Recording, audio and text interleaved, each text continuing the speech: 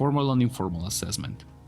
We, as teachers in development, recognize that knowledge is the most relevant part of imparting a class, so assessing that knowledge is vital too. For doing so, there are two different kinds of assessment.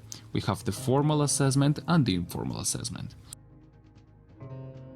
The formal assessment is concerned about evaluation, so grades and scores are important, since these are all seen from a macro perspective where all students and groups are evaluated for determining their skills and abilities.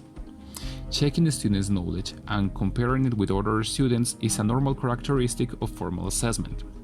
We, as teachers, can corroborate if students are all in the same expected level of the curriculum. This type of assessment is composed by standardized tests, quizzes, and exams that are marked or graded, affecting the final grade of the course.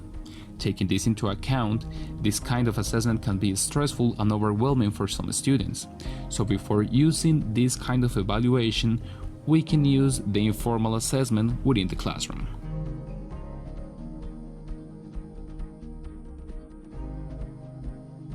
Moving on, we have the informal assessment.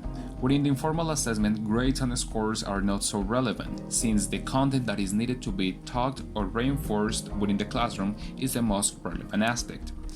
This means that the informal assessment has a micro perspective, since it is only applied to each classroom individually, depending on the teachers and the students' concerns and needs. Informal assessment is a nice tool for instruction before implementing formal assessment strategies, since knowledge can be reinforced or developed with the active participation of students for developing activities. On the other hand, it can be used for giving feedback after getting the results of a formal text or activity. The teachers can identify students' abilities and necessities, creating a student profile to work with. The normal activities that are performed within the informal assessment are the class activities like presentations, drawings, narrations, dramatizations, and so on. The important aspect here to highlight is that these kind of activities should not be graded, since they are only for checking the students' understanding and the level of knowledge that they have acquired so far.